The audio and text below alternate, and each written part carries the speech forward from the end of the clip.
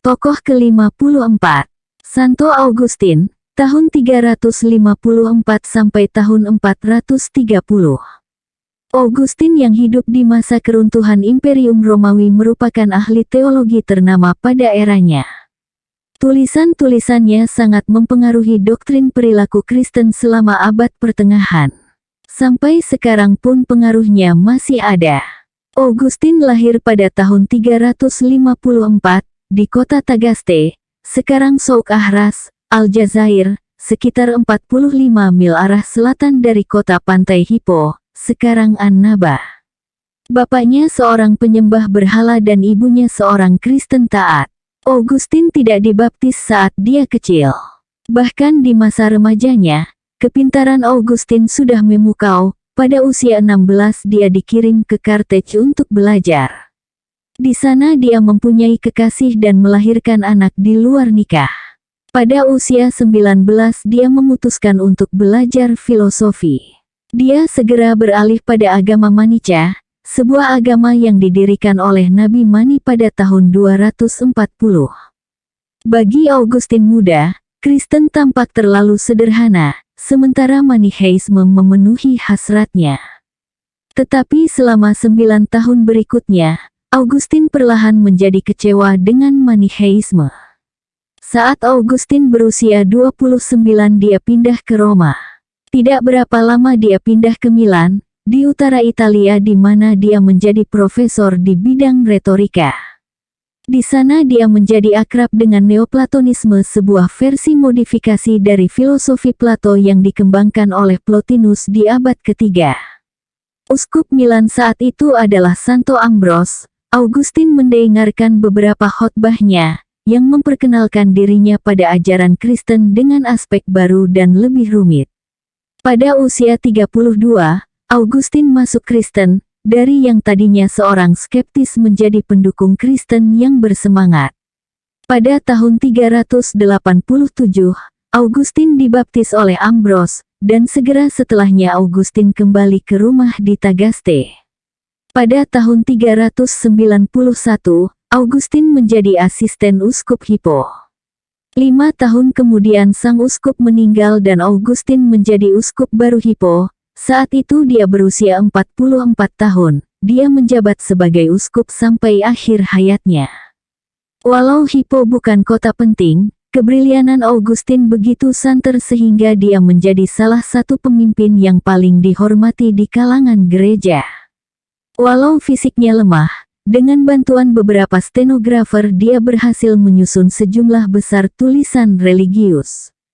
Sekitar 500 khotbahnya masih terpelihara, termasuk 200 suratnya. Bukunya yang paling populer dan berpengaruh adalah The City of God dan Confessions.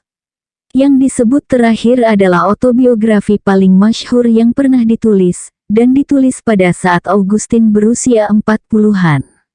Banyak dari surat dan khotbahnya ditujukan pada penyangkalan Manicheisme, Donatists sebuah sekte pemecah belah Kristen, dan Pelagian satu lagi sekte bid'ah Kristen pada masanya. Pertentangan Augustin terhadap Pelagian menjadi bagian penting dari doktrin religius dari Augustin. Pelagius adalah seorang pendeta Inggris yang datang ke Roma sekitar tahun 400, dan di sana dia menghuraikan beberapa doktrin teologis yang menarik. Menurut Pelagius, setiap manusia tidak menanggung dosa turunan, dan bebas memilih kebaikan atau kejahatan. Dengan hidup dan bekerja dengan baik, seseorang dapat mencapai keselamatan. Sebagian akibat pengaruh tulisan Santo Augustin, pandangan Pelagius dinyatakan sesat, dan Pelagius sendiri yang telah diusir dari Roma dikucilkan. Menurut Augustin, semua manusia terkena dosa Adam. Manusia tidak mungkin mencapai keselamatan hanya melalui perbuatan baik mereka sendiri. Berkat Tuhan diperlukan untuk mencapai keselamatan. Beberapa ide serupa telah dinyatakan sebelumnya, tetapi Augustin mempertegas pertanyaan-pertanyaan sebelumnya, dan tulisan Augustin memperkuat posisi gereja terhadap poin-poin tersebut dan kemudian menjadi ketetapan. Augustin mempertahankan pendapat bahwa Tuhan sudah tahu siapa yang akan diselamatkan dan siapa tidak, dan beberapa dari kita sudah ditakdirkan untuk diselamatkan. Pemikiran bahwa seseorang sudah ditakdirkan sangat mempengaruhi para teolog seperti Santo Thomas Aquinas dan John Calvin. Yang lebih penting dibandingkan dengan doktrin takdir adalah sikap Santo Augustin terhadap seks. Saat dia masuk Kristen, Augustin memutuskan penting baginya untuk menolak seks. Ia pernah menulis, tidak ada yang begitu harus dihindari dibandingkan hubungan seksual. Biar begitu penolakan sebenarnya cukup sulit bagi Santo Augustin, baik pergulatan pribadi maupun pandangannya terhadap topik itu dijelaskan di dalam Confessions. Pandangan yang dia ungkapkan di sana karena reputasi besar Augustin, memberikan pengaruh kuat terhadap sikap orang abad pertengahan terhadap seks. Tulisan Augustin juga mengaitkan gagasan dosa turunan dan hasrat seksual. Selama masa hidup Augustin, Imperium Romawi dengan cepat menurun. Bahkan pada tahun 410 kota Roma diduduki oleh para barbar Visigot pimpinan Alaric. Otomatis, sisa penyembah berhala Roma menyatakan bahwa orang-orang Romawi dihukum karena pembelotan mereka terhadap dewa-dewa kuno karena beralih ke Kristen. Buku Santo Augustin yang paling terkenal, The City of God, adalah bagian dari pertahanan Kristen terhadap tuduhan itu. Tetapi, buku itu juga memuat filosofi sejarah yang akan memberikan pengaruh terhadap perkembangan lebih lanjut di Eropa. Menurut Augustin, Imperium Romawi tidak penting, begitu juga kota Roma, atau kota manapun di dunia. Yang penting adalah pertumbuhan dan kota-kota langit, dengan kata lain perkembangan spiritual manusia. Kendaraannya tentu saja gereja, yakni tidak ada keselamatan di luar gereja. Begitu pula para penguasa, baik penyembah berhala, Kristen maupun barbar tidak sepenting paus dan gereja. Walau Augustin tidak mengambil langkah terakhir, keteguhan argumentasinya dapat disimpulkan dengan mudah bahwa penguasa temporer harus menjadi bawahan paus. Para paus abad pertengahan sangat puas menarik kesimpulan seperti itu dari Augustin, dan doktrin-doktrin Augustin meletakkan dasar bagi konflik panjang antara gereja dan negara yang membentuk karakter sejarah Eropa selama berabad-abad mendatang. Tulisan Augustin merupakan faktor masuknya beberapa aspek filosofi Yunani ke Eropa abad pertengahan.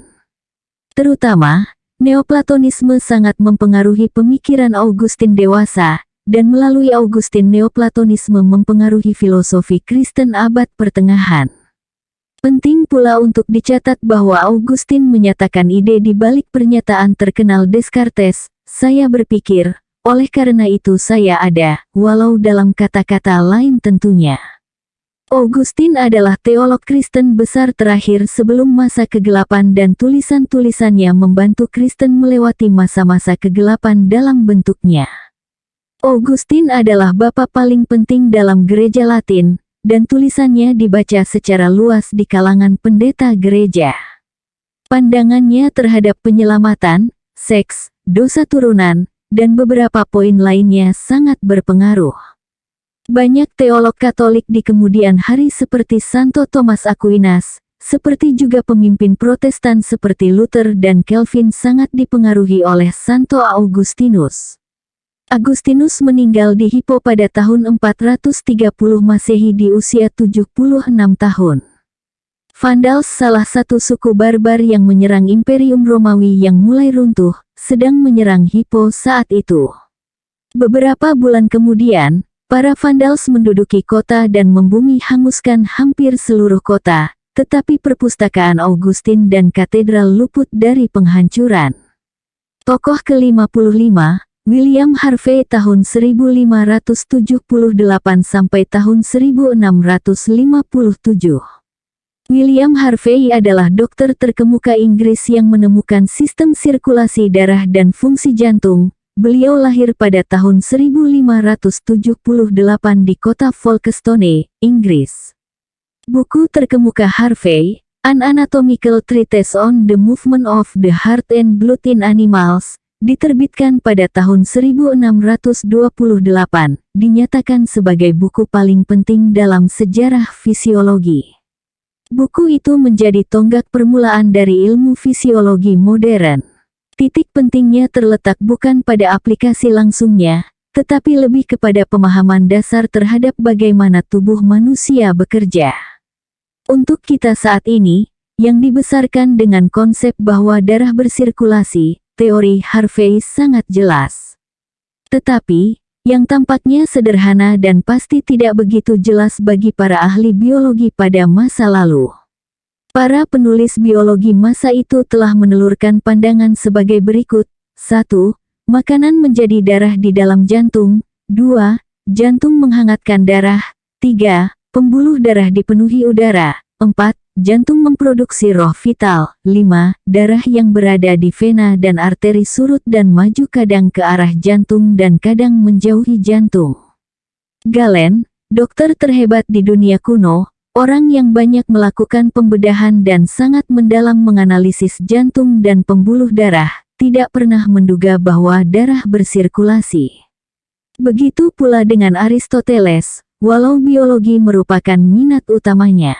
Bahkan setelah buku Harvey diterbitkan, banyak dokter yang menolak pendapat Harvey yang menyatakan bahwa darah di tubuh manusia secara konstan disirkulasi berulang-ulang di dalam sistem pembuluh darah yang tertutup, di mana jantung menyediakan kekuatan untuk menggerakkan darah.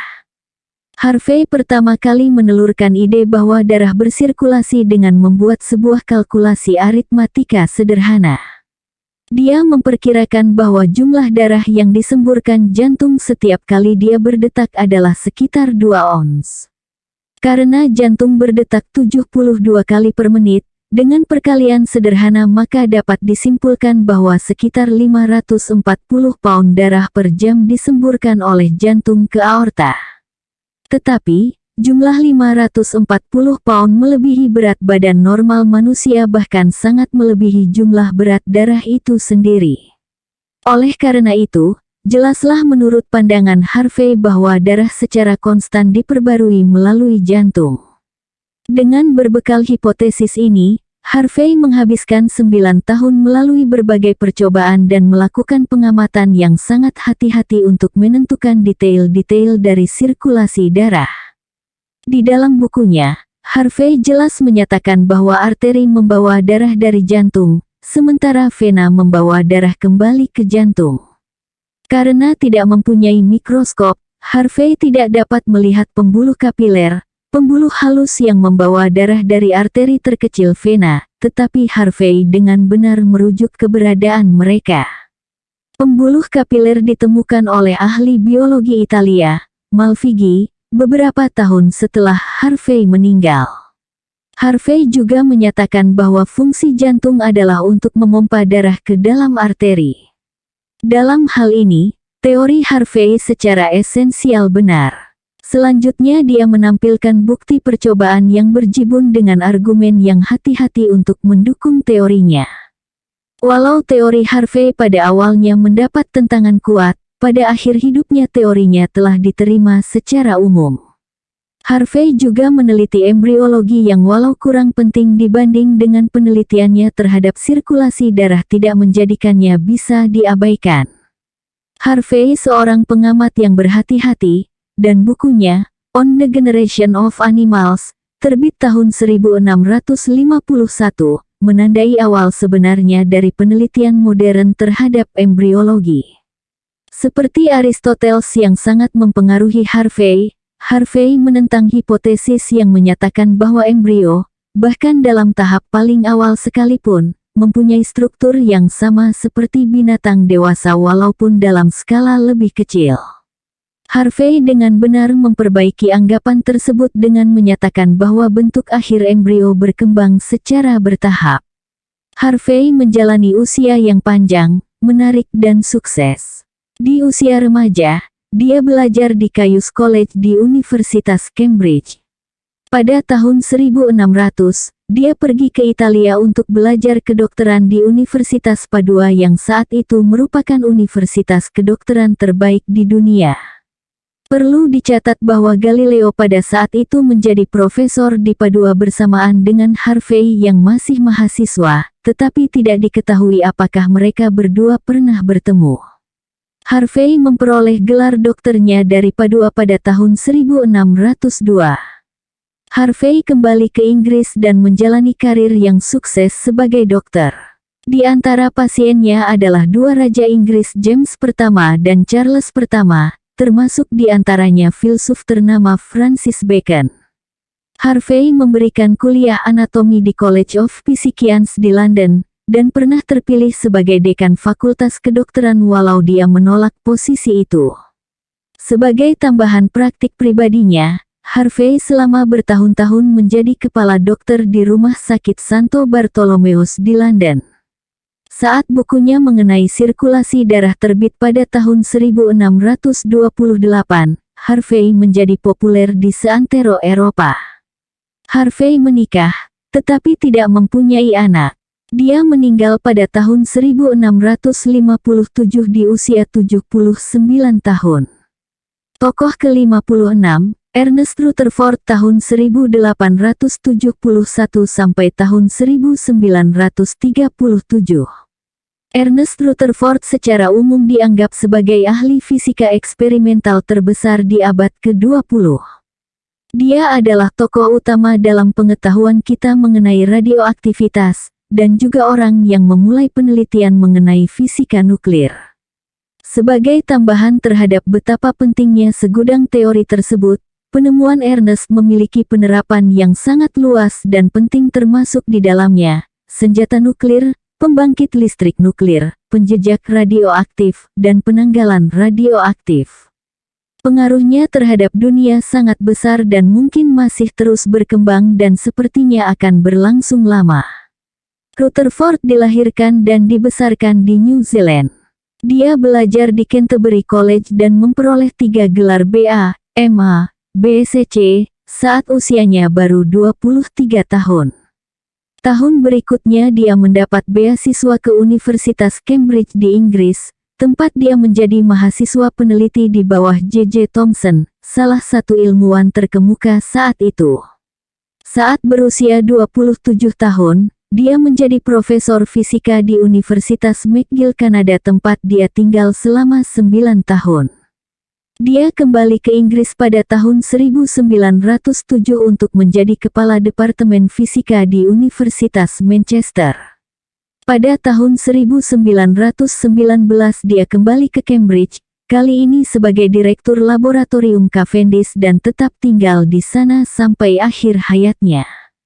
Radioaktif ditemukan pada tahun 1896 oleh ilmuwan Prancis, Antoine Henri Becquerel, saat dia sedang bereksperimen dengan campuran uranium. Tetapi, Becquerel segera kehilangan minat terhadap radioaktif dan kebanyakan pengetahuan dasar mengenai radioaktif datang dari penelitian mendalam Rutherford. Marie dan Pierre Curie menemukan 2 elemen radioaktif lainnya, polonium dan radium, tetapi tidak menghasilkan sesuatu yang penting secara fundamental. Salah satu dari penemuan awal Rutherford adalah emisi radioaktif dari uranium yang terdiri dari 2 komponen berbeda sebut sinar alfa dan beta. Rutherford kemudian mendemonstrasikan sifat alami dari kedua komponen itu, keduanya terdiri dari partikel yang bergerak dengan cepat, dan menunjukkan bahwa ada partikel ketiga yang dia sebut sebagai sinar gamma. Bagian penting dari radioaktivitas adalah jumlah energi yang dilibatkan. Becquerel, suami istri Curie dan kebanyakan ilmuwan lainnya mengira bahwa energi tersebut mempunyai sumber dari luar. Tetapi Rutherford membuktikan bahwa energi yang terlibat, berasal dari dalam sebuah atom uranium dan jumlahnya lebih besar daripada energi yang dilepaskan dalam sebuah reaksi kimia. Dengan pembuktian itu Rutherford menghasilkan konsep penting energi atom. Para ilmuwan saat itu selalu mengasumsikan bahwa atom individu tidak dapat dihancurkan dan diubah. Tapi Rutherford, dengan bantuan seorang asisten muda berbakat, Frederick Soddy, mampu menunjukkan bahwa setiap saat sebuah atom memancarkan sinar alfa atau beta, atom tersebut berubah menjadi atom berbeda. Awalnya para ahli kimia agak sulit mempercayainya, tetapi Rutherford dan Soddy mengubah seluruh bangkai radioaktif, yang mengubah uranium menjadi timah. Dia juga mengukur tingkat pembusukan dan memformulasikan konsep pentingnya half-life. Hal ini memicu teknik penanggalan radioaktif yang menjadi salah satu alat sains yang paling berguna dengan penerapan penting di bidang geologi, arkeologi, astronomi, dan banyak bidang lainnya. Penemuan-penemuan yang mengejutkan ini membuat Rutherford diganjar hadiah Nobel pada tahun 1908. Soddy kemudian juga memperoleh Nobel, tetapi itu bukan prestasi terbesarnya. Rutherford menyadari bahwa partikel alfa yang bergerak dengan cepat bisa langsung menembus lapisan lembaran emas tanpa meninggalkan bekas, walau sinar tersebut sedikit terpantul akibat menembus lembaran tersebut. Ini menyimpulkan bahwa atom emas sebenarnya ternyata lembek di dalam dan bukan merupakan benda keras yang tidak bisa ditembus dan berbentuk bagai gumpalan bola-bola biliar kecil seperti yang diyakini banyak ilmuwan pada masa itu. Partikel alfa yang lebih keras dan kecil menembus emas bagai peluru berkecepatan tinggi menembus agar-agar. Tetapi Rutherford bekerja sama dengan Geiger dan Marsden, dua rekan yang lebih muda, menemukan bahwa beberapa partikel alfa dipantulkan dengan tajam saat menumbuk lembaran emas. Ternyata beberapa langsung memantul balik. Rutherford yang merasakan ada sesuatu yang penting terlibat, mengulang percobaan itu berulang kali dan dengan hati-hati menghitung jumlah partikel yang tersebar ke setiap arah.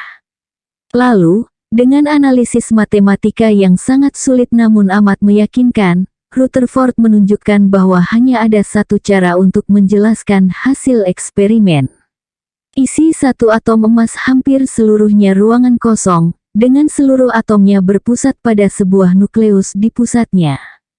Dengan sekali tembak, makalah Rutherford tahun 1911, menghancurkan selamanya pandangan umum kita mengenai dunia.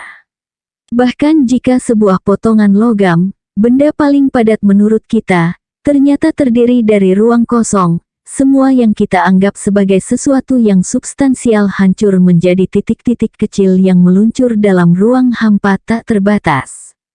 Penemuan Rutherford mengenai nukleus atom merupakan dasar dari semua teori modern struktur atom. Saat Niels Bohr, 2 tahun kemudian menerbitkan makalah masyhurnya yang menggambarkan atom sebagai miniatur dari tata surya yang diatur berdasarkan mekanika kuantum, Niels Bohr menggunakan nuklir atom milik Rutherford sebagai titik awal model miliknya. Begitu juga Heisenberg dan Schrödinger saat mereka membangun model atom yang lebih rumit menggunakan mekanika matriks dan mekanika gelombang. Penemuan Rutherford juga melahirkan cabang baru ilmu pengetahuan, penelitian terhadap nukleus itu sendiri. Dalam bidang ini pula, Rutherford menjadi pelopornya. Pada tahun 1919, dia sukses mengubah nuklei nitrogen menjadi nuklei oksigen dengan membombardir dengan partikel cepat alfa. Sebuah prestasi yang menggetarkan mimpi para ahli kimia kuno. Segera disadari bahwa perubahan nuklir merupakan sumber energi matahari. Lebih lanjut melibatkan perubahan sebuah nuklei atom merupakan kunci senjata atom, dan juga pembangkit energi tenaga nuklir. Penemuan Rutherford berkembang menjadi lebih dari sekadar sebuah minat akademis. Kepribadian Rutherford yang menjulang secara terus-menerus mengesankan orang-orang yang bertemu dengannya. Rutherford berperawakan besar, dengan suara yang lantang, energi tak terbatas dan percaya diri, dan mangkirnya rasa rendah hati. Saat seorang rekannya mengomentari kemampuan luar biasa Rutherford di dalam bidang penelitian sains bahwa Rutherford selalu saja berada di atas gelombang angin dalam bidang penelitian sains, Rutherford menjawab dengan cepat, "Well, kenapa tidak? Saya yang membuat gelombangnya bukan." Hanya segelintir ilmuwan yang tidak setuju dengan jawaban Rutherford. Tokoh ke-57, John Kelvin, tahun 1509 sampai tahun 1564. John Kelvin, seorang teolog Protestan dan moralis, adalah salah satu figur yang paling besar dalam sejarah Eropa. Pandangannya pada berbagai subjek yang berbeda-beda seperti teologi, pemerintahan, moral pribadi, dan kebiasaan kerja telah mempengaruhi hidup ratusan juta orang dalam periode lebih dari 400 tahun. John Calvin, nama aslinya Jean Calvin, dilahirkan pada tahun 1509 di kota Noyon di Prancis. Dia menerima pendidikan yang baik. Setelah lulus dari Collège de Montaigu di Paris, dia melanjutkan ke Universitas Orleans untuk belajar hukum. Dia juga belajar hukum di Bourges. Calvin baru saja berumur 18 tahun, saat Martin Luther menempelkan 95 tesis di pintu gereja Wittenberg dan mengumumkan reformasi Protestan. Calvin dibesarkan secara Katolik, tetapi sebagai pria muda dia beralih ke Protestan. Untuk menghindari hukuman, dia segera meninggalkan Paris yang dia diami selama ini dan setelah berkelana beberapa lama dia menetap di Basel, Swiss. Di sana dia tinggal di bawah pseudonim, sementara dia belajar teologi secara intensif.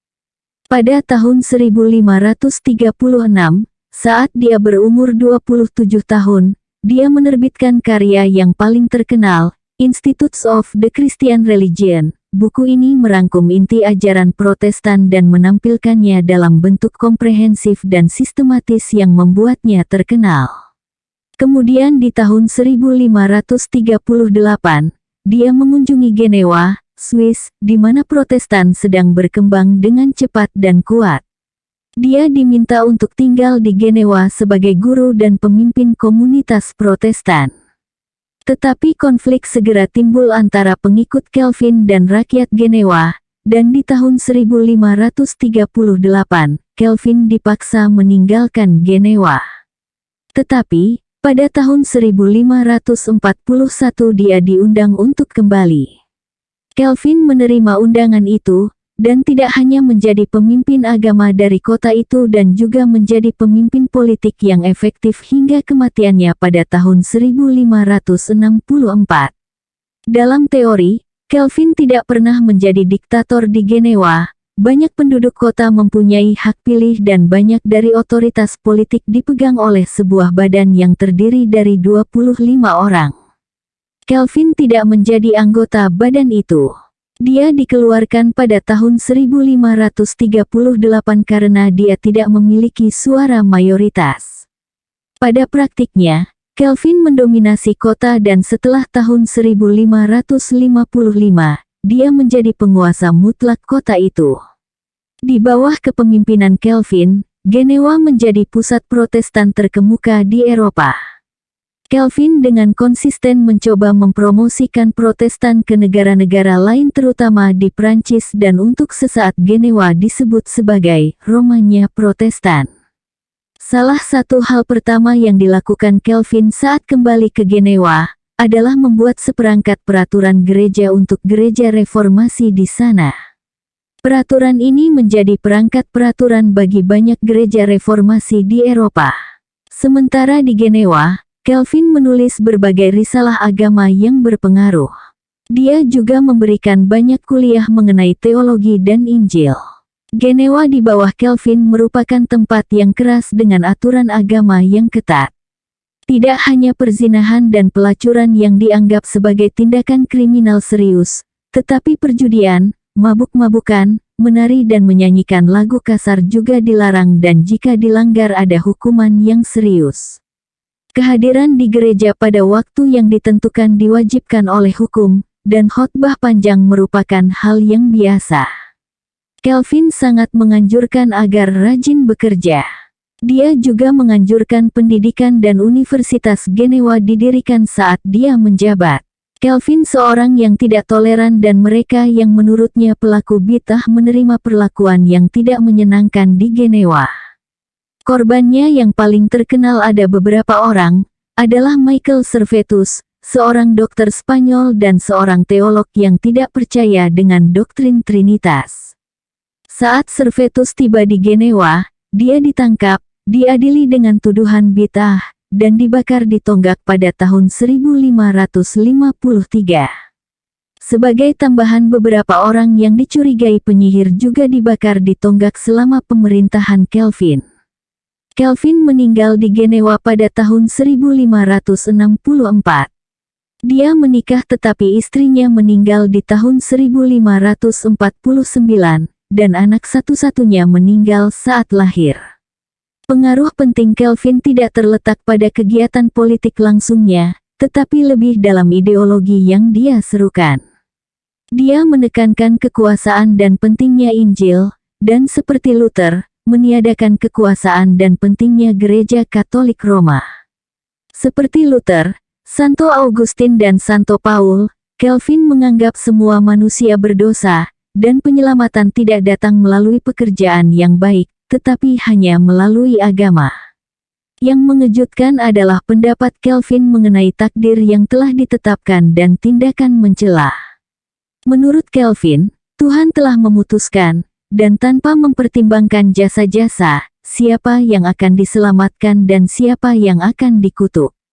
Lalu, kenapa seseorang harus peduli untuk berlaku baik secara moral? Jawaban Chris adalah, yang terpilih, yaitu orang yang telah dipilih Tuhan untuk menerima Kristen dan memperoleh pengampunan, juga telah dipilih Tuhan untuk berperilaku dengan lurus. Kita tidak dipilih karena kita berbuat baik, kita berbuat baik karena kita dipilih untuk diselamatkan. Walau doktrin ini terlihat aneh bagi beberapa orang, dan hanya meninggalkan sedikit keraguan karena kenyataannya banyak penganut Calvinis menjalani kehidupan yang soleh dan lurus. Calvin telah menebarkan pengaruh yang besar pada dunia.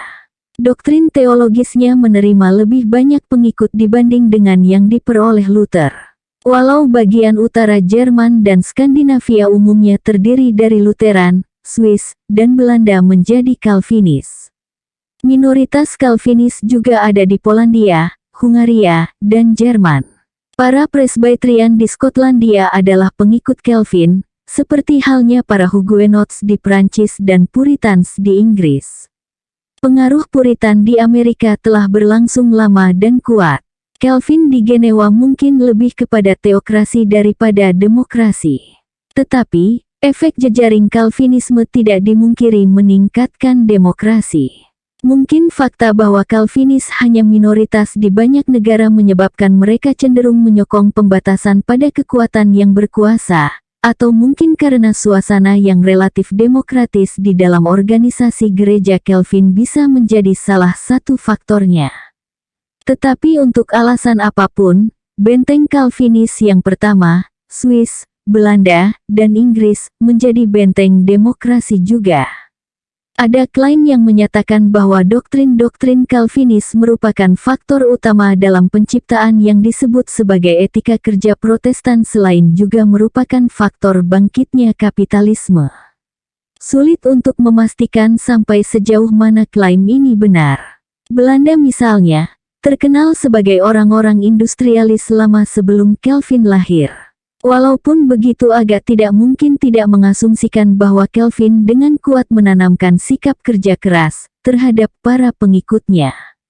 Patut dicatat bahwa Calvin mengizinkan pemberian bunga, sebuah praktik yang dicela oleh banyak moralis Kristen, tetapi praktik ini penting dalam perkembangan kapitalisme. Seberapa tinggikah seharusnya peringkat Calvin? Pengaruh Calvin dipastikan terutama di Eropa Barat dan Amerika Utara. Lebih jauh, jelas terlihat pengaruhnya semakin turun selama abad terakhir. Dalam berbagai kasus penghargaan terhadap keberadaan Calvinisme lebih dulu disematkan terhadap figur-figur sebelumnya seperti Yesus, Santo Paul, dan Luther. Walau reformasi Protestan merupakan kejadian sejarah yang penting, sangatlah gamblang bahwa Martin Lutherlah orang yang paling bertanggung jawab atas kejadian tersebut. Calvin sendiri hanyalah salah satu dari beberapa pemimpin Protestan yang berpengaruh yang lahir setelah Luther. Oleh karena itu, jelaslah bahwa Calvin harus diletakkan jauh di bawah Luther. Tetapi Calvin harus diletakkan lebih tinggi daripada filsuf seperti Voltaire dan Rousseau, sebagian karena pengaruh Calvin berlangsung 2 kali lipat lebih lama daripada kedua orang tersebut, dan sebagian karena ide-ide Calvin mempunyai pengaruh yang kuat pada kehidupan pengikutnya. Tokoh ke-58, Gregor Mendel tahun 1822 sampai tahun 1884. Gregor Mendel termasyhur sebagai orang yang menemukan prinsip-prinsip dasar hereditas atau keturunan. Tetapi, selama masa hidupnya dia hanyalah seorang pendeta Austria tidak dikenal dan seorang ilmuwan amatir yang penelitian briliannya diabaikan dunia sains. Mendel dilahirkan pada 1822 di kota Heizendorf yang saat itu berada dalam kerajaan Austria, sekarang menjadi bagian dari Cekoslovakia. Pada tahun 1843, Mendel bergabung dengan biara di Brunn, Austria sekarang Brno, Cekoslovakia. Dia dilantik menjadi pendeta pada tahun 1847.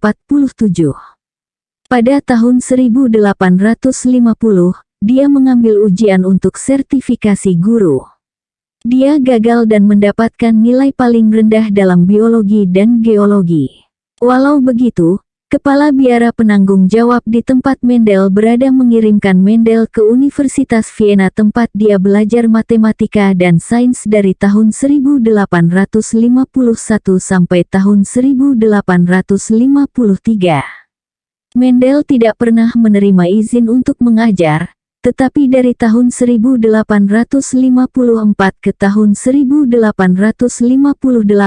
dia menjadi guru pengganti yang mengajarkan pengetahuan alam di Brunn Modern School. Sementara mulai tahun 1856, Mendel melakukan percobaan terkenalnya di bidang pembiakan tanaman. Pada tahun 1865, dia menelurkan hukum hereditasnya yang terkenal dan menerbitkannya dalam sebuah makalah yang dipresentasikan di depan Brunn Natural History Society. Pada tahun 1866, hasil penemuan Mendel dipublikasikan di Transaction, jurnal perkumpulan tersebut dengan artikel berjudul Eksperimen dengan Tumbuhan Hibrid. Artikelnya dipublikasikan di jurnal yang sama 3 tahun kemudian. Walau Transactions dari Brunn Natural History Society bukan jurnal yang prestisius, tetapi ditampilkan di perpustakaan-perpustakaan besar. Sebagai tambahan, Mendel mengirimkan salinan makalahnya kepada Karl Nageli, tokoh terkemuka di bidang hereditas. Nageli membaca makalahnya dan membalas surat Mendel, tetapi gagal memahami pentingnya makalah tersebut. Setelah itu pada umumnya artikel-artikel Mendel diabaikan dan bahkan hampir terlupakan selama lebih dari 30 tahun. Pada tahun 1868, Mendel ditunjuk sebagai kepala biara dan setelah itu karena disibukkan dengan tugas-tugas administrasi dia semakin jarang mengadakan eksperimen. Saat Mendel meninggal pada tahun 1884 di usia 61 tahun, penelitiannya yang brilian nyaris terlupakan dan dia tidak menerima penghargaan apapun sehubungan dengan itu. Karya Mendel tidak ditemukan kembali sampai tahun 1900, saat 3 ilmuwan berbeda, seorang Belanda, Hugo de Vries, seorang Jerman, Karl Correns dan seorang Austria, Erich von Zermatt, ketiga orang itu mengadakan eksperimen botani mereka sendiri, dan ketiganya secara independen menemukan hukum Mendel. Sebelum mempublikasikan hasil mereka, masing-masing mengadakan penelitian literatur dan menemukan artikel asli Mendel. Ketiganya kemudian dengan saksama mengutip makalah Mendel dan menyatakan bahwa penelitian mereka memperkuat kesimpulan Mendel. Sebuah kebetulan yang luar biasa. Lebih lanjut di tahun yang sama, William Bateson, seorang ilmuwan Inggris, membaca artikel asli Mendel dan segera memperlihatkannya kepada ilmuwan-ilmuwan lain. Menjelang akhir tahun Mendel menerima pengakuan yang melimpah ruah yang seharusnya dia terima saat masih hidup. Apakah fakta mengenai hereditas yang ditemukan Mendel? Yang pertama, Mendel mengetahui bahwa di dalam semua makhluk hidup terdapat yang disebut gen yang merupakan unit dasar dari makhluk hidup yang mewarisi karakteristik dari orang tua kepada anak. Pada tumbuhan yang diteliti Mendel, masing-masing karakteristik individu seperti warna benih atau bentuk daun ditentukan oleh sepasang gen. Sebuah tumbuhan mewarisi sebuah gen dari setiap pasang dari setiap orang tuanya. Mendel menemukan bahwa jika kedua gen yang diwariskan untuk suatu ciri atau sifat saling berbeda, misalnya, satu gen dari benih hijau dan satu gen dari benih kuning, maka biasanya, efek dari gen yang dominan dalam hal ini benih kuning akan muncul dalam individu itu. Tetapi, gen yang kurang dominan atau resesif tidak hilang dan mungkin saja diwariskan pada turunan tumbuhan tersebut. Mendel menyadari bahwa setiap sel reproduktif atau gamet, merujuk kepada sperma atau sel telur pada manusia, hanya mengandung satu gen dari setiap pasang. Mendel juga menyebutkan bahwa kemungkinan sebuah gen dari setiap pasang muncul pada setiap gamet dan disalurkan kepada seorang turunan bersifat kebetulan belaka. Hukum Mendel, walau telah sedikit dimodifikasi, tetap menjadi titik tolak sains modern genetika. Bagaimana seorang Mendel, ilmuwan amatir, dapat menemukan prinsip yang begitu penting yang tersembunyi dari begitu banyak profesor biologi terkemuka sebelum dia? Kebetulan, Mendel memilih spesies tumbuhan yang karakteristik menonjolnya ditentukan oleh satu set gen. Kalau saja karakteristik yang ditelitinya terdiri dari beberapa set gen, Mendel tentu akan kesulitan. Tetapi, keberuntungan ini tidak banyak membantu Mendel kalau saja dia bukan seorang peneliti yang hati-hati dan sabar, pun tidak membantunya jika saja dia tidak menyadari bahwa dia harus membuat analisis statistik terhadap pengamatannya. Karena berdasarkan fakta acak yang disebutkannya di atas, secara umum tidak mungkin untuk memperkirakan sifat mana yang akan diwariskan kepada seorang individu. Hanya dengan melakukan sejumlah besar percobaan, Mendel mencatat hasil dari 21.000 lebih tanaman, dan dengan menganalisis hasilnya secara statistik, Mendel mampu menelurkan hukumnya. Sangat jelas bahwa hukum hereditas adalah tambahan penting bagi pengetahuan manusia, dan pengetahuan kita mengenai genetika mungkin akan memiliki aplikasi lebih banyak di masa depan daripada yang kita punyai saat ini. Walau begitu, ada faktor lain yang harus dipertimbangkan saat memutuskan kenapa Mendel diletakkan di sini. Karena penemuan Mendel diabaikan saat dia hidup, dan kesimpulan Mendel ditemukan kembali oleh peneliti-peneliti secara independen setelah dia, penelitian Mendel mungkin terasa seperti tak berarti. Jika pendapat itu dipaksakan, bisa saja disimpulkan bahwa Mendel harusnya tidak masuk ke daftar seperti halnya Leif Erikson, Aristarchus, dan Ignaz Semmelweis yang digeser demi Columbus, Copernicus dan Joseph Lister. Ada beberapa perbedaan antara kasus Mendel dan yang lain. Karya-karya Mendel hanya dilupakan sesaat, dan begitu ditemukan kembali langsung terkenal. Lebih lanjut, De Vries, Correns, dan Sermak, walau mereka menemukan prinsip-prinsip Mendel secara independen, mereka tetap membaca makalah Mendel dan mengutip hasilnya.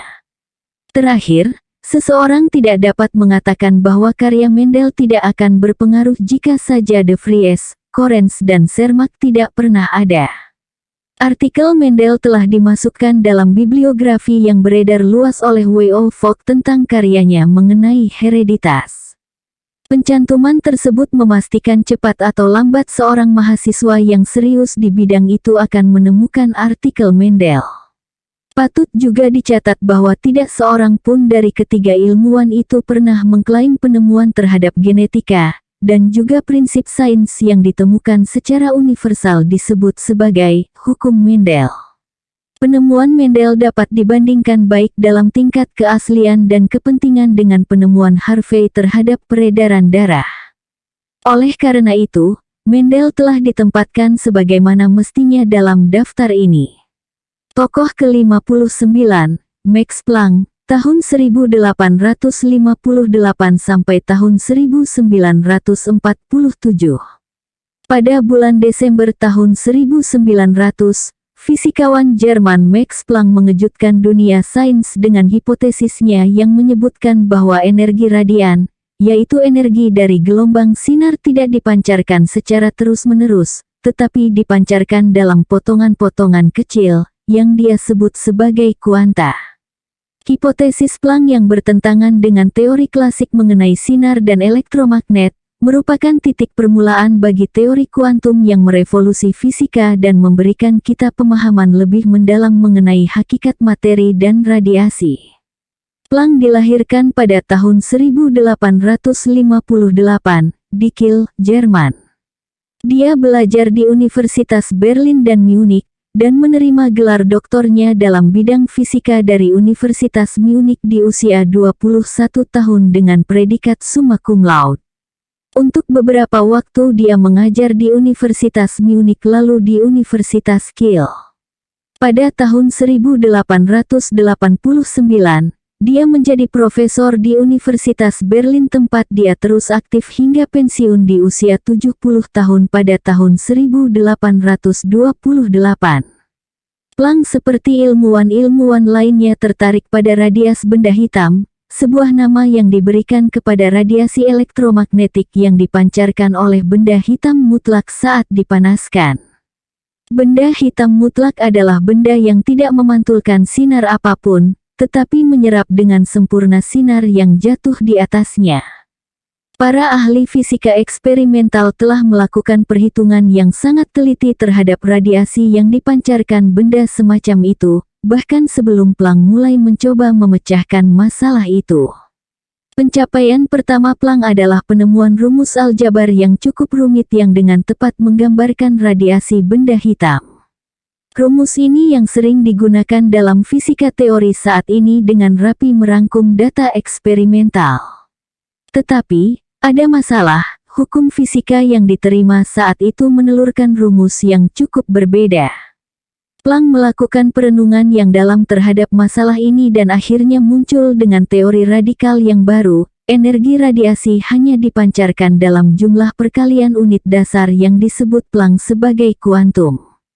Menurut teori Planck, magnitudo sebuah sinar kuantum tergantung kepada frekuensi sinar, misalnya tergantung pada warnanya, dan secara proporsional terhadap jumlah fisik yang disingkat sebagai B oleh Planck, tetapi saat ini dinamakan konstanta Planck.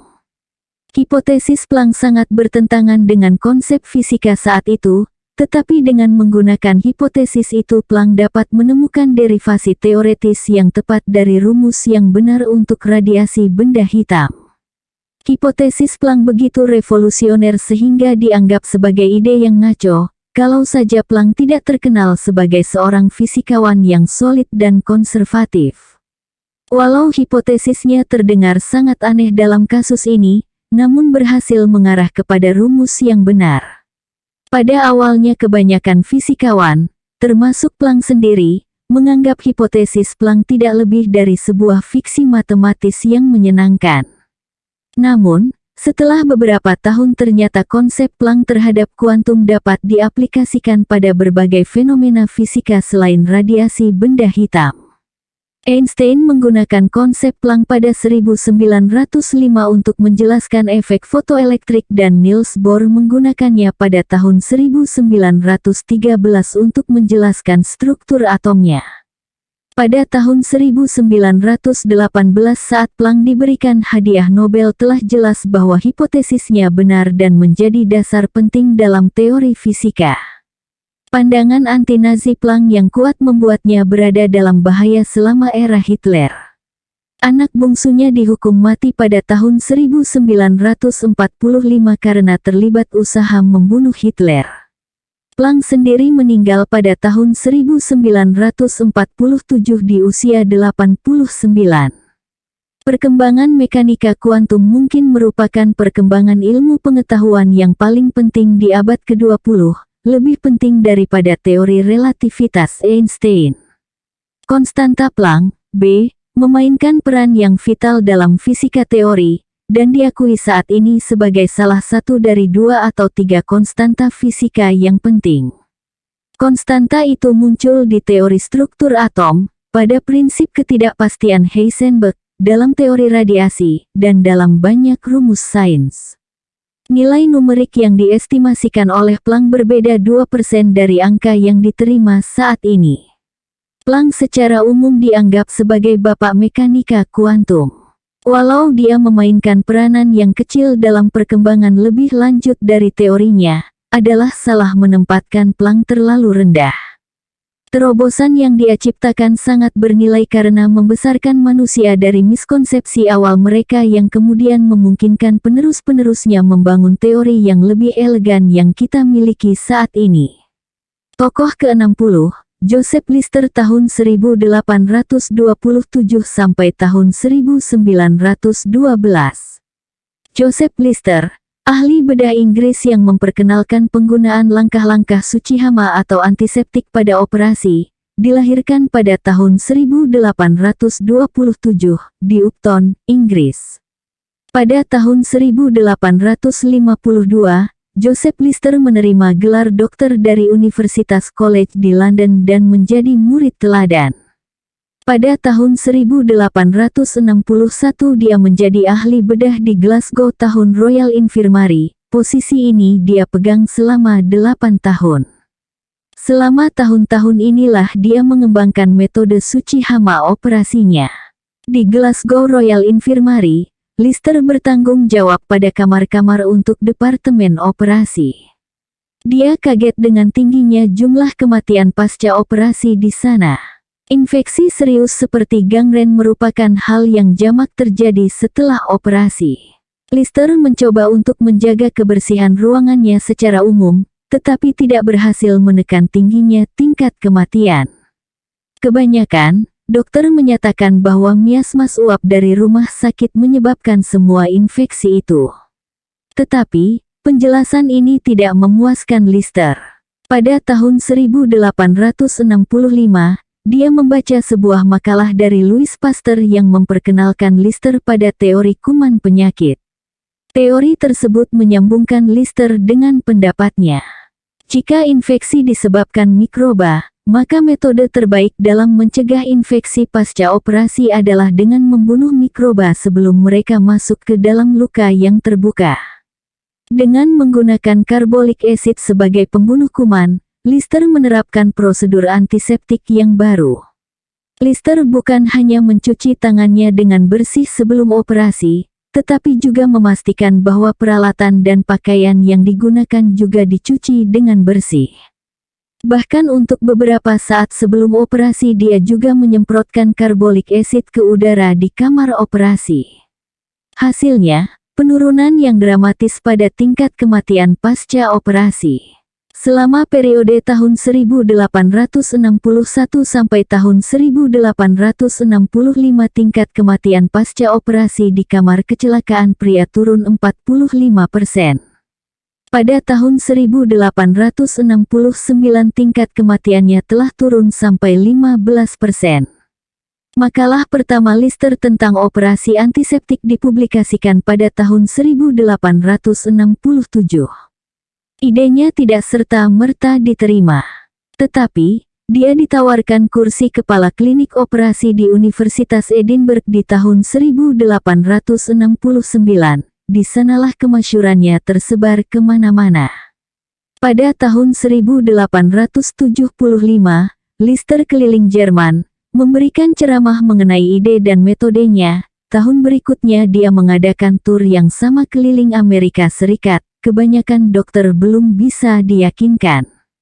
Pada tahun 1877, Lister disodori posisi sebagai kepala klinik operasi di King's College di London, sebuah posisi yang dipegangnya selama lebih dari 15 tahun. Demonstrasinya mengenai operasi antiseptik menarik perhatian banyak orang di lingkar kedokteran yang meningkatkan tingkat penerimaan idenya. Pada akhir hayatnya, prinsip-prinsip Lister akan operasi antiseptik telah menancap secara universal di antara para dokter. Lister menerima banyak penghargaan untuk rintisannya. Dia menjadi presiden dari Royal Society selama 5 tahun, dan merupakan ahli bedah pribadi Ratu Victoria. Dia menikah, tetapi tidak mempunyai anak. Lister hidup sampai usia hampir 85 tahun. Dia meninggal pada tahun 1912 di Walmer, Inggris. Inovasi Lister benar-benar telah merombak bidang pembedahan dan menyelamatkan jutaan jiwa. Bukan hanya lebih sedikit orang yang meninggal saat ini karena infeksi pasca operasi, tetapi saat ini operasi menyelamatkan banyak orang, yang tidak ingin menjalani operasi jika bahaya infeksi yang terjadi sama dengan seabad yang lalu. Lebih lanjut, para ahli bedah sekarang mampu menjalankan operasi yang lebih rumit yang tidak mungkin mereka lakukan di masa lalu, saat risiko infeksi begitu besar. Seabad yang lalu misalnya, operasi yang melibatkan pembukaan dada tidak umum dilakukan. Walau teknik antiseptik masa kini berbeda dengan yang dilakukan Lister, tetapi tetap melibatkan ide dasar yang sama dan merupakan perpanjangan prinsip-prinsip Lister. Mungkin saja ada yang mengklaim bahwa ide-ide Lister merupakan korelasi terang-terangan dengan ide Pasteur, sehingga Lister tidak berhak menerima penghargaan apapun. Tetapi, walau ada tulisan Pasteur, seseorang tetap diperlukan untuk mengembangkan dan mempopulerkan teknik-teknik operasi antiseptik. Pun pencantuman baik Lister dan Pasteur dalam buku ini membuat adanya penemuan yang sama dihitung 2 kali. Penerapan dari teori kuman dalam penyakit begitu signifikan bahwa biarpun penghargaannya dibagi antara Pasteur, Leeuwenhoek, Fleming, dan Lister kesemuanya tetap mendapat tempat pada daftar ini. Ada lagi kemungkinan pernyataan keberatan akan pencantuman Lister yang begitu tinggi dalam daftar ini.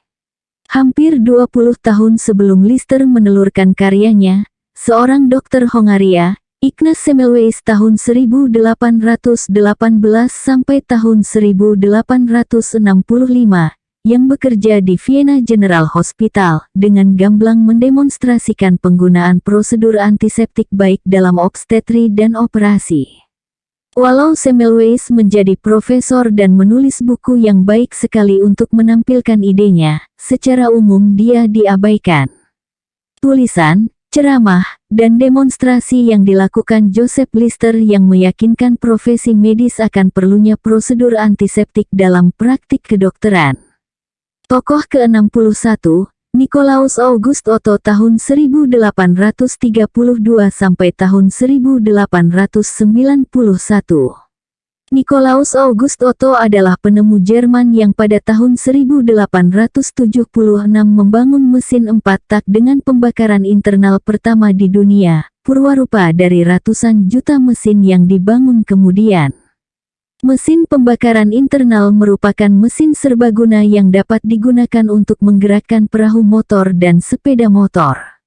Mesin itu juga mempunyai kegunaan industri dan merupakan faktor penting penemuan pesawat. Sebelum pesawat jet pertama terbang, pada tahun 1939, praktis semua pesawat terbang dimuati mesin pembakaran internal yang bekerja dengan siklus Otto. Walau begitu, kegunaan terbesar mesin pembakaran internal adalah untuk menggerakkan mobil. Ada berbagai percobaan untuk membangun mobil sebelum Otto mengembangkan mesinnya. Beberapa penemu seperti Siegfried Marcus pada tahun 1875, Etienne Lenoir pada tahun 1862, dan Nicolas Joseph Cugnot pada tahun 1769, sukses membangun model yang dapat berjalan. Tetapi mereka kekurangan mesin yang tepat, mesin yang mengkombinasikan berat yang ringan, namun bertenaga karena tidak satu pun dari model-model yang telah dibuat berdaya guna praktis. Walau begitu, dalam 15 tahun setelah penemuan mesin 4 tak Otto, dua penemu yang berbeda Karl Benz dan Gottlieb Daimler, masing-masing membangun mobil yang praktis dan berdaya jual. Berbagai tipe mesin telah digunakan untuk menggerakkan mobil dan sangat mungkin di masa depan mobil bertenaga uap atau baterai atau sumber tenaga lain akan menguasai. Dari ratusan juta mobil yang dibuat seabad terakhir, 99% menggunakan mesin 4 tak dengan pembakaran internal. Mesin diesel, sebuah bentuk keren dari mesin pembakaran dalam yang digunakan untuk menggerakkan banyak truk, bis, dan kapal menggunakan putaran 4 tak yang pada dasarnya sama dengan milik Otto, tetapi dengan penyuntikan bahan bakar pada tahap yang berbeda. Kebanyakan penemuan sains, kecuali senjata dan peledak, secara umum dianggap berguna bagi umat manusia. Sangat jarang, misalnya, seseorang menganjurkan kita membuang kulkas atau penisilin, atau bahwa kita harus membatasi penggunaannya dengan ketat. Kerugian dari penggunaan yang meluas terhadap kendaraan pribadi sangat jelas. Berisik, menyebabkan polusi udara, menghabiskan sumber daya alam yang langka, dan setiap tahun menyebabkan orang mati atau terluka. Pastilah kita tidak akan bertahan dengan mobil jika benda itu tidak memberikan manfaat yang besar bagi kita. Kendaraan pribadi jelas lebih fleksibel daripada kendaraan umum. Tidak seperti kereta dan kereta bawah tanah misalnya, mobil pribadi akan membawa Anda kapan saja Anda inginkan dan menyediakan jasa dari pintu ke pintu. Mobil pribadi cepat, nyaman, dan membawa muatan dengan mudah. Dengan segala kemudahan yang dimungkinkan bagi kita dimanapun kita tinggal dan seberapa banyak waktu yang kita habiskan, keberadaan mobil benar-benar telah meningkatkan kebebasan individu. Apakah segala kemudahan itu setimpal dengan harga yang diambil mobil dari masyarakat mungkin masih bisa dipertanyakan, tetapi tidak seorang pun menyangkal bahwa mobil berdampak besar terhadap peradaban. Di Amerika Serikat saja ada lebih dari 180 juta mobil yang digunakan. Semua kendaraan tersebut membukukan 3 triliun mil setahun, jumlah yang lebih besar daripada yang dilakukan dengan berjalan kaki, dengan pesawat terbang, dengan kereta api, dengan kapal dan berbagai bentuk transportasi lainnya. Untuk mengakomodasi mobil, kita membangun berhektar-hektar tempat parkir dan bermil-mil jalan tol membelah lahan. Sebagai balasannya mobil memberikan kita mobilitas yang jarang diimpikan generasi-generasi terdahulu. Kebanyakan pemilik mobil saat ini mempunyai jenis kegiatan dan fasilitas yang lebih luas dibandingkan apabila mereka tidak mempunyai mobil. Mobil memberikan kita pilihan di mana kita kerja dan di mana kita tinggal. Berkat mobil, berbagai fasilitas yang tadinya hanya tersedia bagi penduduk urban sekarang dapat tersedia bagi orang-orang yang tinggal di daerah suburban. Ini mungkin yang menjadi sebab utama tumbuhnya daerah suburban dalam beberapa dekade terakhir seiring dengan menurunnya kota-kota di Amerika Serikat. Nikolaus August Otto dilahirkan pada tahun 1832 di kota Holzhausen di Jerman. Ayahnya meninggal saat dia masih kecil. Otto seorang murid yang baik tetapi dia tidak tamat dari sekolah menengah saat berusia 16 tahun agar bisa bekerja dan mendapatkan pengalaman bisnis. Untuk sesaat dia bekerja di toko sayur di sebuah kota kecil. Belakangan dia menjadi seorang klerik di Frankfurt. Setelah itu dia menjadi pramuniaga keliling. Sekitar tahun 1860, Otto mendengar mengenai mesin gas yang baru-baru itu ditemukan oleh Etienne Lenoir pada tahun 1822 sampai tahun 1900, mesin pembakaran dalam pertama yang bekerja. Otto menyadar bahwa mesin Lenoir dapat diterapkan dalam berbagai hal jika dapat digerakkan dengan bahan bakar cair, karena dengan begitu mesin Lenoir tidak perlu terhubung dengan tabung gas. Otto segera merancang apa yang kita kenal sebagai karburator. Paten atas penemuannya ditolak kantor paten karena alat-alat yang mirip telah ditemukan sebelum Otto. Tidak patah semangat, Otto mencurahkan usahanya untuk menyempurnakan mesin Lenoir. Pada tahun awal 1861, Otto mendapatkan ide untuk mesin yang sama sekali baru, yang beroperasi pada siklus 4 tak, dibanding mesin primitif milik Lenoir yang menggunakan siklus 2 tak.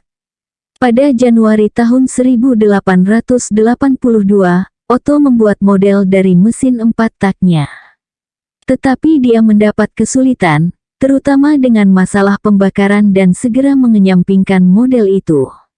Sebagai gantinya dia membuat mesin atmosfer, sebuah mesin 2 tak yang ditingkatkan kemampuannya dan bertenaga gas.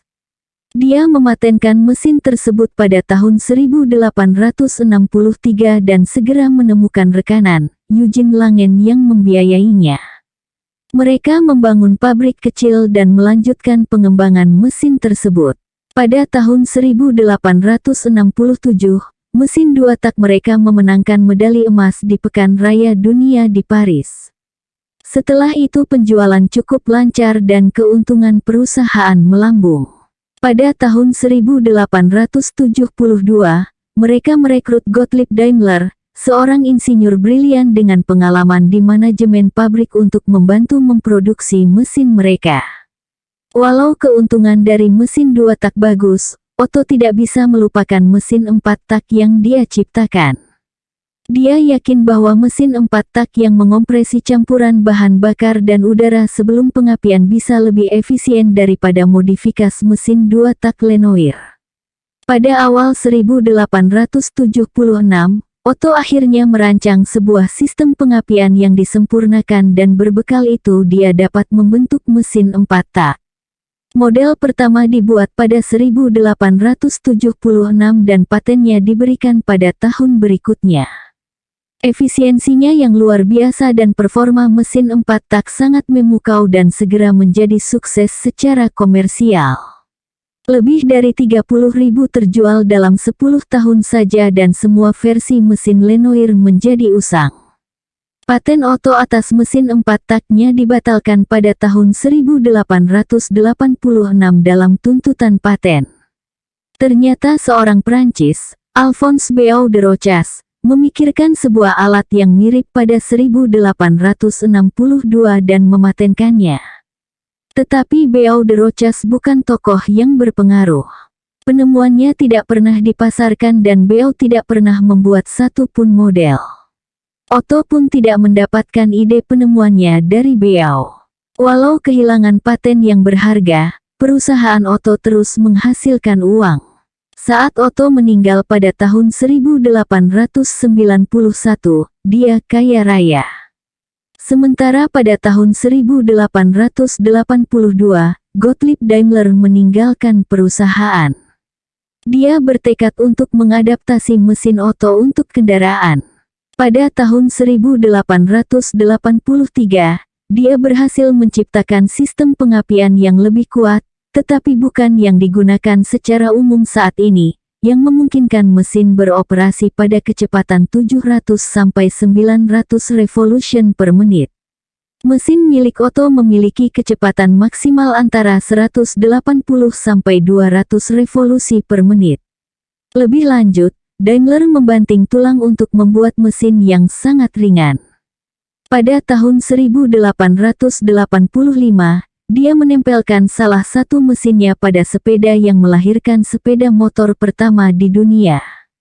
Tahun berikutnya, Daimler menciptakan kendaraan roda empatnya yang pertama.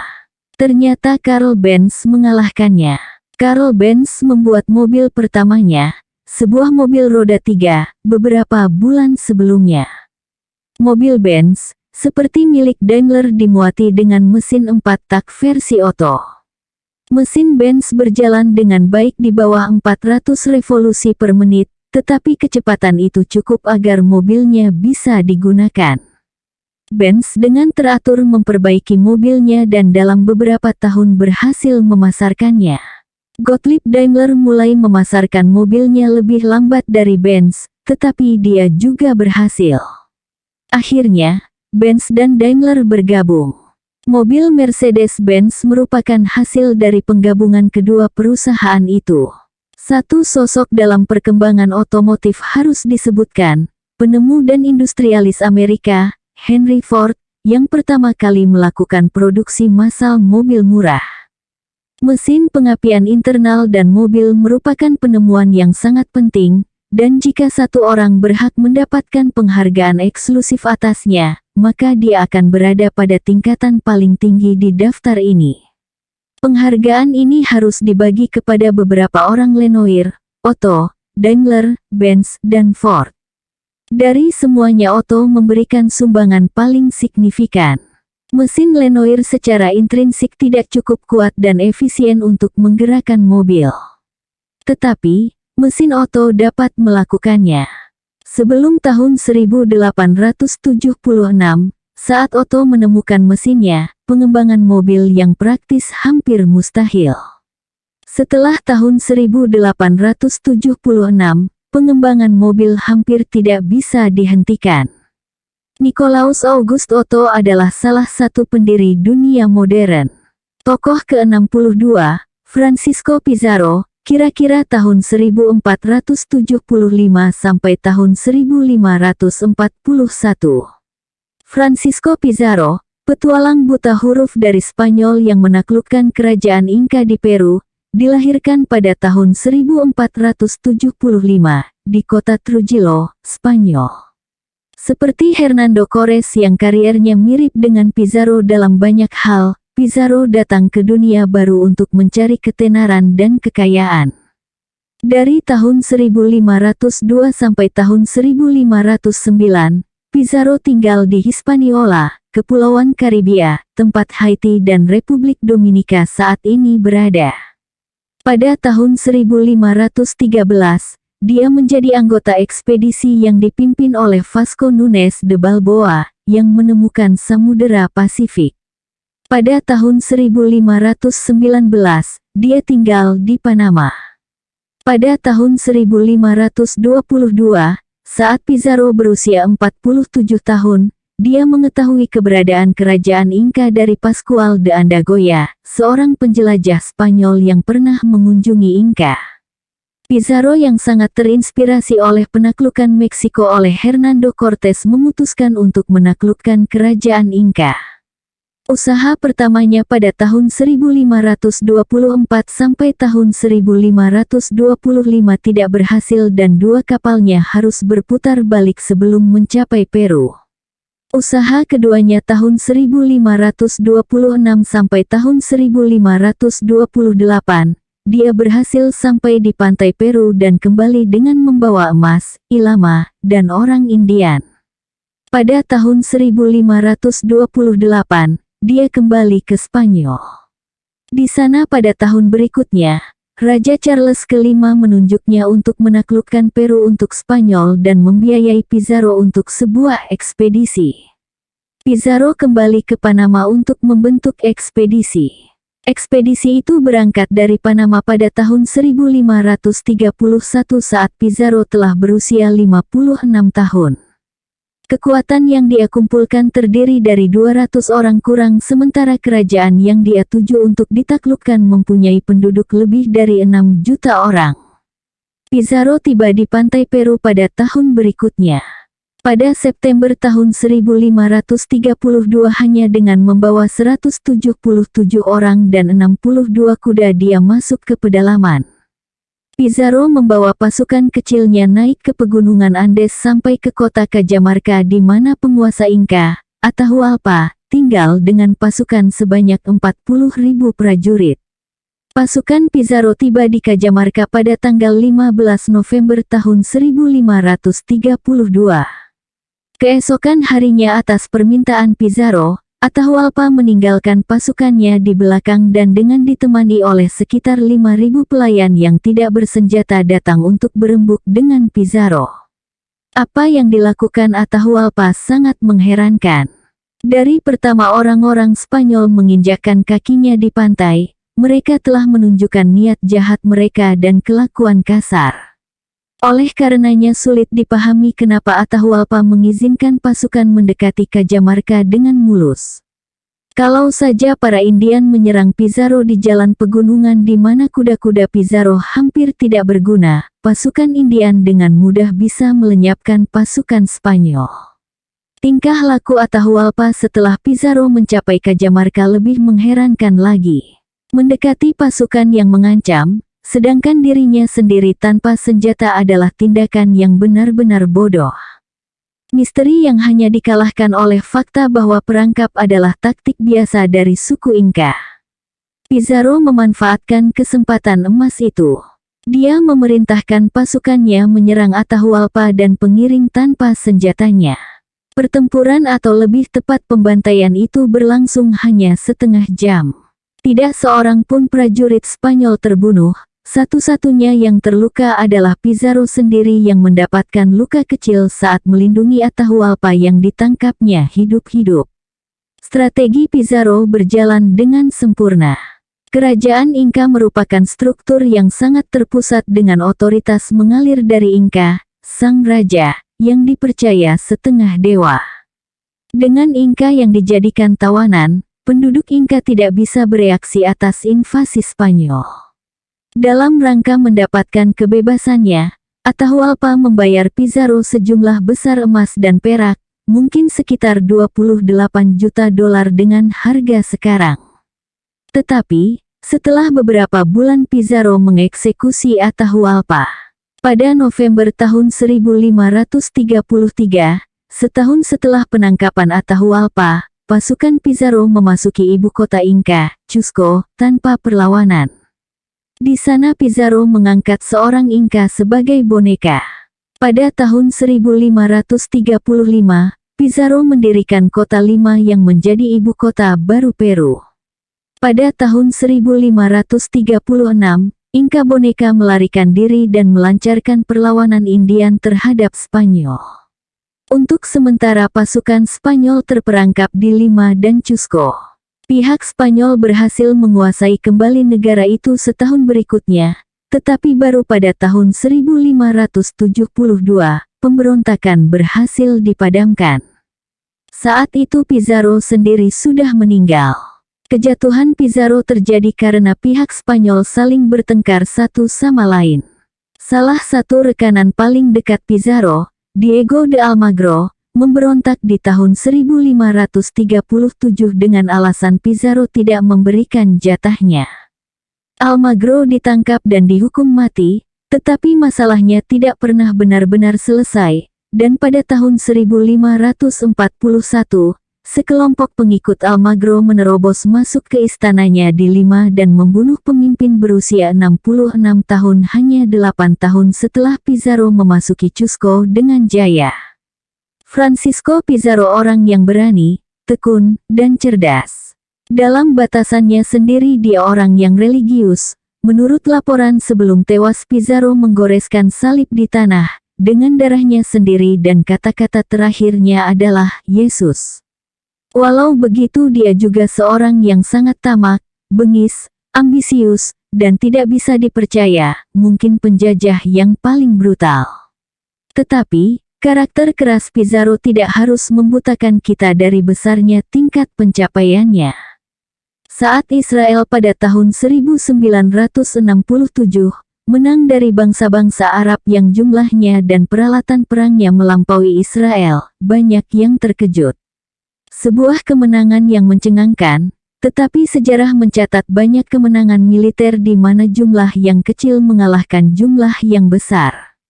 Napoleon dan Alexander Agung berulang kali menang melawan jumlah musuh yang besar.